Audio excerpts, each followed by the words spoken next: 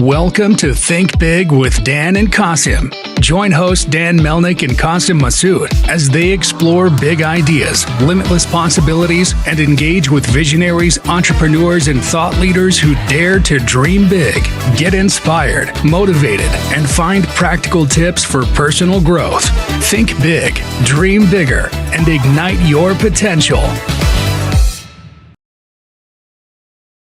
Welcome to Think Big with Dan and Qasim, and our guest today is Sierra. So Sierra, if you want to go ahead and introduce yourself, tell us where you live and what you do. Yeah, so my name's Sierra Thomas, and I am the founder of TROPINK. It's a premium non-alcoholic functional beverage with a swell of tropical fruit, formerly known as Pink Cloud Beverages. And I live in Oregon, the Pacific Northwest, and I'm calling in remote today in Bend, Oregon, with a wonderful background for y'all.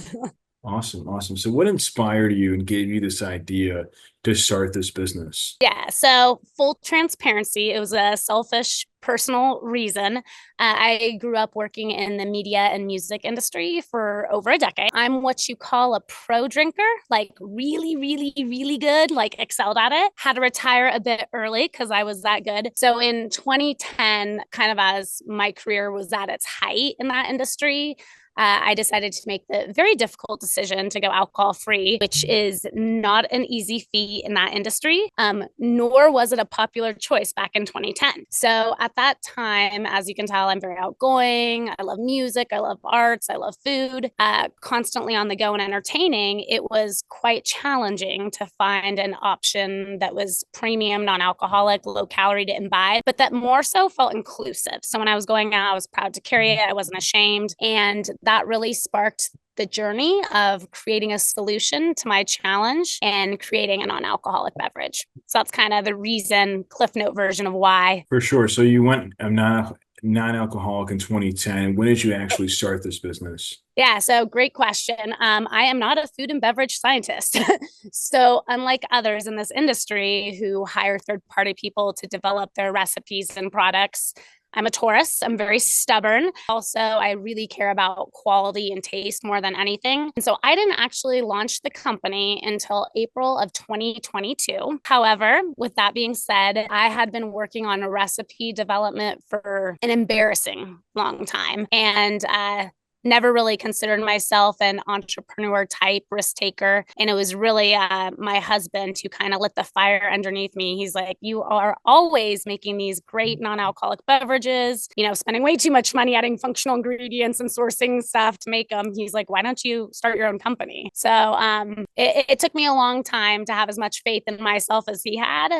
But eventually I got to a place and tweaked recipes enough where I felt they were really solid to launch in 2022. Awesome. So in terms of obviously that you launched a couple of years ago now. So in terms of your business today, right? Like, are you mostly in retail? Are you in food service, D2C? Like, what is kind of like the breakdown in terms of your different channels? Yeah, so the channels often shift depending on what time I'm spending towards those channels. Obviously, I have the most saturation in the Oregon market. I believe that really saturating the market that I'm in. So when you're at a music venue seeing your favorite show, or when you're at a wellness venue cold plunging, or you're going out to dine, TROPINK is the first non-alcoholic beverage that you notice on that menu. That being said, grocery retail has been a big part of my business. I'm very fortunate to be in a couple local grocery stores, some with 18 stores locally, some with 12, and so those have been really great for moving velocity for me. However, my focus always continues to fix my problem, and the areas that I had the most challenging times with finding a non-alcoholic option tended to be when I was on the road traveling. So thinking flying, adventures, hotel and tourism, music venues, art venues. Those are the ones that are probably I'm the most passionate about. But that being said, it's a little bit of everything. So you have the grocery, you have the on-prem D2C. We do really well. We have a loyal built-up clientele that is constantly reordering.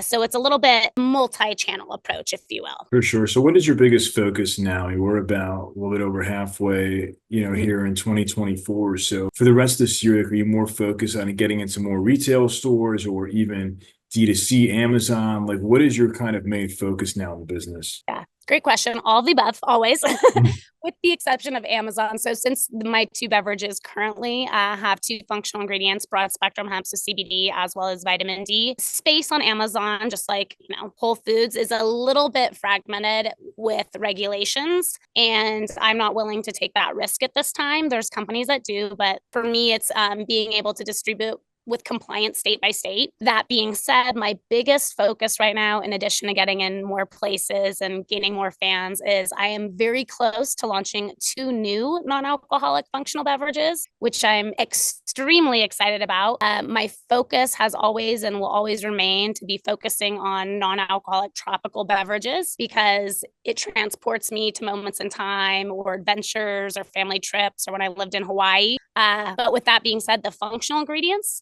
are always going to be new and unique. So the two that I have currently, actually I have them out here. So my Pining for Paradise, the pineapple yuzu lime, will always have the 30 milligrams of broad spectrum hemp with the daily dose of sunshine and D3. My Lilikoi lounge chair will always have the 30 milligrams as well as vitamin D. Two new ones that I've curated and I'm constantly tweaking that I'm launching later this year will have other functional ingredients. So other problems in my life that I'm trying to solve. Awesome. So in terms of building this community and this fan base that you've built, has it been more through like in-person events or running ads? Like what have you really done to kind of grow your community here in your business? So I'm really proud. I haven't had any ad spend thus far.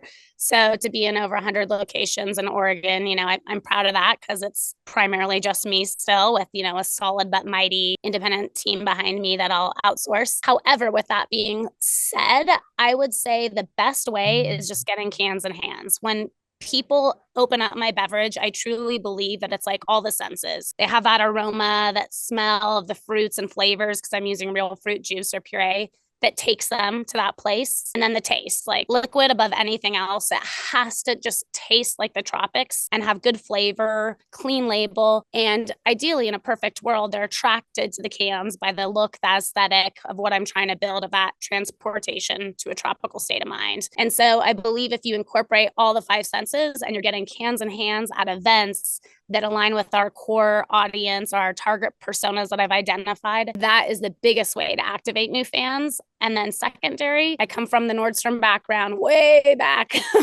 And I believe customer service, you listen to everything that your customer says or not customers. What they like, what they dislike, always listen, always be open to feedback and be willing to adjust and pivot if it aligns with your, ethos, if you will. For sure. So in terms of your core audience and ideal customers, like what have you noticed, right? Like in the last couple of years, like who's an ideal customer for your products? Yeah, so I have a couple. So I've identified the audience as like different personas. And so there's three in particular that I've identified. One would be Paige. She's that 24-year-old business school graduate. I call her the foodie millennial. I've identified her goals, her challenges, influencers she's interested in, her personality traits. And then there's the socialite. That's Morgan. She's the 28-year-old marketing specialist, just got a puppy, lives with her boyfriend. I've identified her goals, her challenges, what's important to her for motivation. And then the last one being Brooklyn, who's the perfectionist. She's older. She just started her family. She has kids under, in elementary school age. She's married, suburban type. And I've identified the factors that are important to her in her everyday life. And so whenever I'm making decisions, I'm thinking of Brooklyn, I'm thinking of Paige, I'm thinking of Morgan. And those three ladies are always the top of my mind. What's important to them? Are they shopping? What are they doing? What challenges do they have?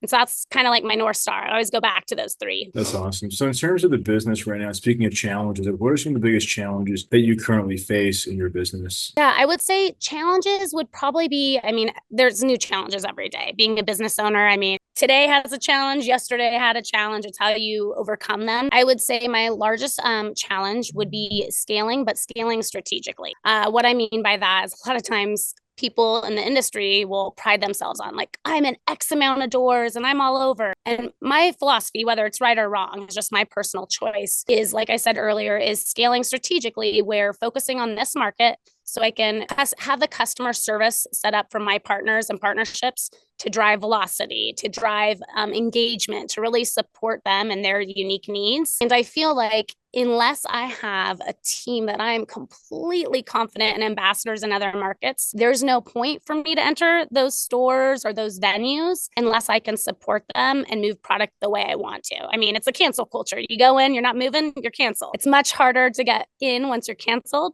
than you politely say, hey, I'd love to be a part, of your business model and get my cans on your shelves. However, I want to set us both up to succeed. And when I'm ready and I have the support in that market. So scaling, entering other markets, and then also just bootstrapping it, solely and not looking for outside investment. It's scary.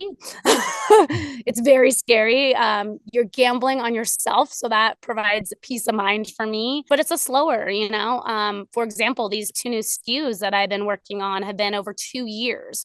Whereas other companies can launch new SKUs or seasonal products within like 3 months. And when you're doing the sourcing, the blending, the recipe development, working alongside my amazing partners for branding, there's so much more that goes into it and it takes longer. So I would say probably scaling and staying true to the brand and making difficult decisions when I need to. 100%. Yeah. I mean, that makes total sense. Yeah, especially when you're doing something bootstrap, it's not easy. So it's important to make sure that you're very strategic. And to your point, yeah, I mean, that's a good strategy, right? Is that you're not like focused on being in every single store. It's like, what can you actually capture for now and make sure that you sell through at a good rate when you're in those stores. Exactly. And there's some stores, quite frankly, or venues that'll reach out and it's not a good fit. And I know it's not going to be a good fit just because the audience and who they're targeting and based on the information that I've gathered over the past couple of years and our direct to consumer audience. Not saying it might not for the future or for other products, but in the moment. 100%. So obviously nowadays, many companies use high level technology like AI. So I'm curious if that's something that you're currently using. And if not, like where could it give you some more value in your business?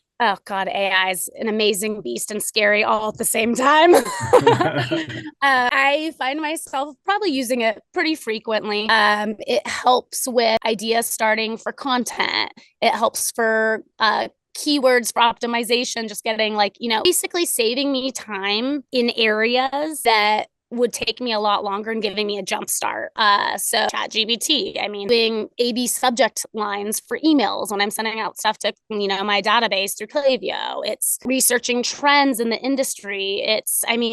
Even the legal team that I use, has also talked about ways where they incorporate it. So I think a lot of people are afraid of AI, but there's so much benefit to it. The area that I'm afraid about is just how they're going to regulate it and how they're going to look at it as things start expanding. But I think it's a great tool. And for me personally, it's a time saver. Have you thought about it for customer service to better explain your products? Yes.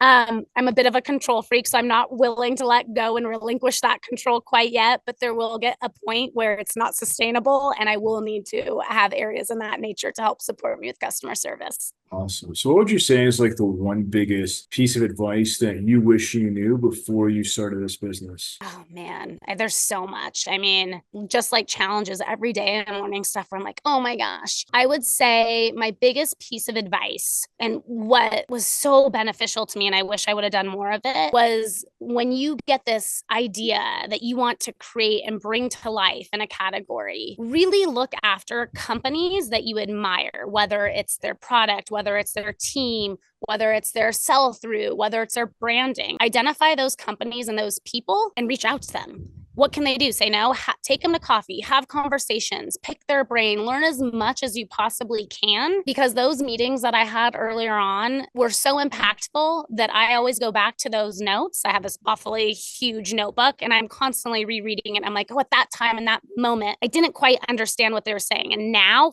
full circle, it makes sense. And let's tweak this area, or I'm going to expand upon that.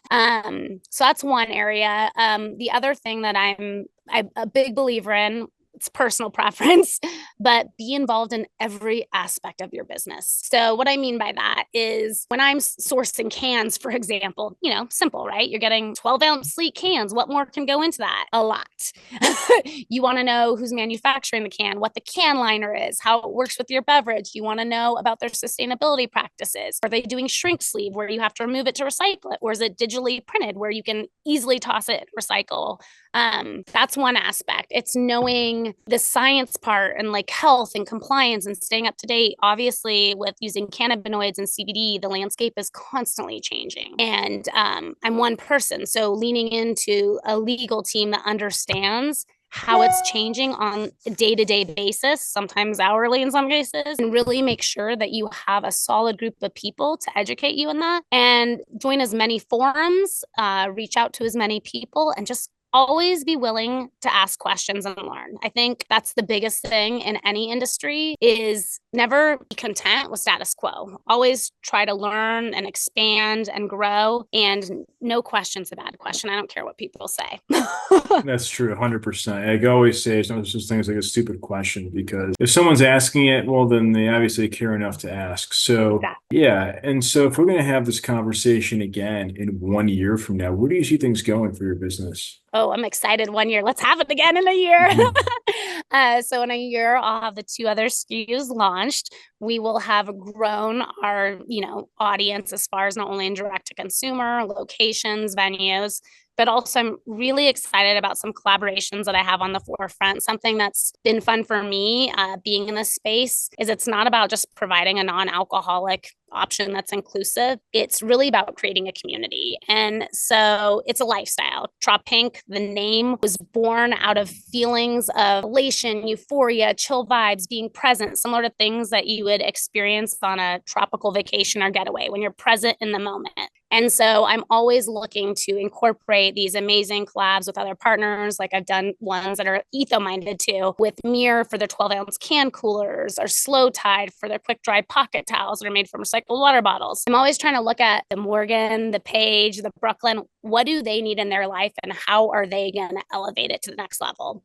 And so I'm pretty excited about some of the collaborations that I'm working on. And I'm excited about getting more ingrained in the wellness community with different properties that are looking at it more as a holistic overview of whole body well-being. So like everything from working out to mindfulness, you name it.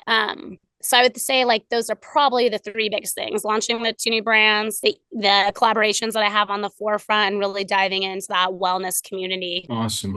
So if somebody watching this wanted to reach out to you, do you mind sharing your website or social media, I guess, best ways to get in contact? Yeah, I mean, I'm always looking for more followers. The most active social media probably right now, should be on TikTok more, but I'm not.